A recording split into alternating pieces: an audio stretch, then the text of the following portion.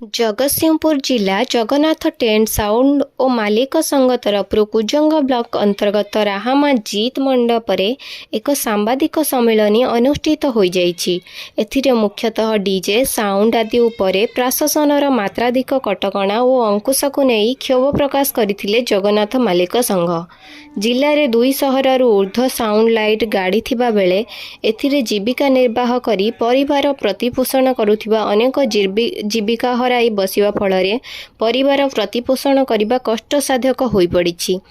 ମାଲିକମାନେ ଋଣ ଆଣି ଗଢ଼ିଥିବା ସଂସ୍ଥା ବନ୍ଦ ରହିବା ଫଳରେ ଋଣ ବୋଝ ଭାରି ପଡ଼ୁଛି। ଅନେକ କ୍ଷେତ୍ରରେ ଲାଇଟ୍ ଓ ସାଉଣ୍ଡ ଗାଡ଼ିର ଡିଜେ ଗାଡ଼ି ଭାବି ପୋଲିସ ପ୍ରଶାସନ ଅଟକ ରଖିବା ମଧ୍ୟ ଦେଖିବାକୁ ମିଳୁଛି। ଶବ୍ଦ ପ୍ରଦୂଷଣ ନିୟମ ମାନି ସମସ୍ତ ସାଉଣ୍ଡ ଲାଇଟ୍ ମାଲିକମାନେ କାର୍ଯ୍ୟ କରିବା ପାଇଁ ପ୍ରଶାସନକୁ ଜଣାଇଲେ ବି ତାହା କାର୍ଯ୍ୟକାରୀ ହୋଇପାରୁନାହିଁ। ସରକାରଙ୍କ ସମସ୍ତ ନୀତି ନିୟମ ମାନି ସାଉଣ୍ଡ ଲାଇଟ୍ ମାଲିକ ସଂଘ ପ୍ରତିବଦ୍ଧ ଥିବାବେଳେ ଗଣମାଧ୍ୟମ ଜରିଆରେ ପ୍ରଶାସନର ଦୃଷ୍ଟି ଆକର୍ଷଣ କରାଯାଇଛି। ଏହି ସାମ୍ବାଦିକ ସମ୍ମିଳନୀକୁ ବିଭିନ୍ନ ସମସ୍ୟା ସମ୍ପର୍କରେ ଅବଗତ କରାଇଥିଲେ ଜଗନ୍ନାଥ ଟେଣ୍ଟ ସାଉଣ୍ଡ ଓ ଲାଇଟ୍ର ସଭାପତି ଶିଶିର କୁମାର ଦାସ। ଏଥିରେ ଆସୋସିଏସନର ବିଭିନ୍ନ କର୍ମକର୍ତ୍ତା ଯୋଗ ଦେଇଥିଲା ବେଳେ ବିଭିନ୍ନ ସମସ୍ୟା ଉପସ୍ଥାପନ କରିବା ସହ ଏହାର ସମାଧାନ ଦିଗରେ ଆଲୋଚନା ଓ ପର୍ଯ୍ୟାଲୋଚନା କରାଯାଇଥିଲା। ଜଗତସିଂହପୁରରୁ ପ୍ରମୋଦ ମଲ୍ଲିକ, ଓଡ଼ିଶା ସମାଚାର ଲାଇଭ୍।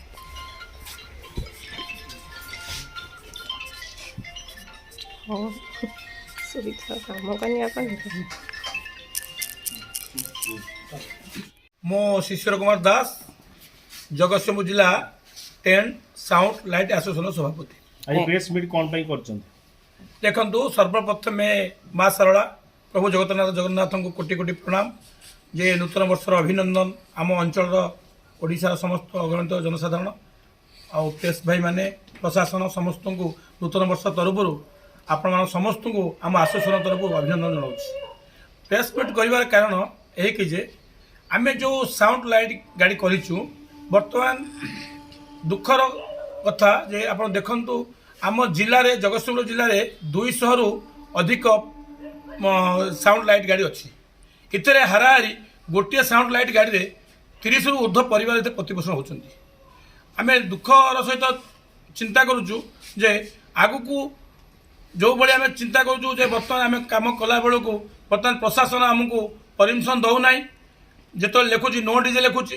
साधारण लोक मैंने भावुंट जे लाइट गाड़ीटा जो गोटा साउंड लगी हूँ डीजे गाड़ी। आम आप माध्यम जन चाहूँ ये जमा डीजे गाड़ी नुहे। एवं सबुठ बड़ कथा हूँ जीवन जीविका।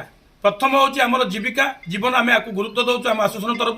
आम समस्ते चिंता करुचु जे सरकार तरफ जिते कौन अंकुश न लगे पूर्व आम भी निजे आम तरफ आगू आसी जो 40-50 बक्स लगुला आम बाहर नियंत्रण करूँ। बर्तमान आम जो प्रोग्राम करने जाऊँ से देखा विभिन्न जगह विभिन्न लोक विभिन्न समय प्रशासन को हैरान कर फोन करे छाती फटा साउंड हो। प्रकृत में बाहर साउंड गाड़ी गुड़ाक आसिक ये बर्तमान साउंड बजेकी जाऊँ। तेणु आम आम आसोसिएशन तरफ नियम करूँ जे कौन गाड़ी साउंड लाइट गाड़ी अधिका साउंड बजे पारे ना। लाइट जहाँ करेंगे बाहर जो गाड़ी आसो से आम अधिका साउंड बजेदेबू ना। से जोरिमाना करूँ आम तरफ जो गाड़ी गुड़िक अधिका साउंड कर भी फाइन करुपर भी आम अनुरोध करूँ आप गणमाध्यम जरिया जे आम गोटे हेल्पलाइन नंबर बर्तमान सबू गाड़ी रखू 3-4टी नंबर आम दौचु। जदि कौन जगह जनसाधारण असुविधा है भाया साउंड दि जाए कि आमर ये लाइट साउंड गाड़ी असुविधा करे ताले आपण सीधा सड़क से नंबर फोन करें आम इमिडिएट अति बेस 5-ରୁ 15 मिनट भर पहुँची पारू एवं आम आम कस्टडी नबू। कहीं ना जनसाधारण मैंने जो प्रशासन को सही बाबद फोन करुँच कौन प्रशासन व्यस्त हो पड़े। व्यस्त होगा मनकर आमर आपण मानकर पुओ हो झील बाहागर हो आम गोटे फंक्शन करा जो जाए प्रशासन कौन कर डीजे गाड़ीटा जो कहते आपण मैंने जो लाइट साइड गाड़ीटा जो से नहीं जापर कौन हो से लोक मनोबल भांगी पड़ू जे आम कहीं आउ लाइट साइड गाड़ी नबू। आम तो बाहर कर 10,000 20,000 50,000 देके आम आणुचु तो प्रशासन गाड़ी नौ आम नबू ना।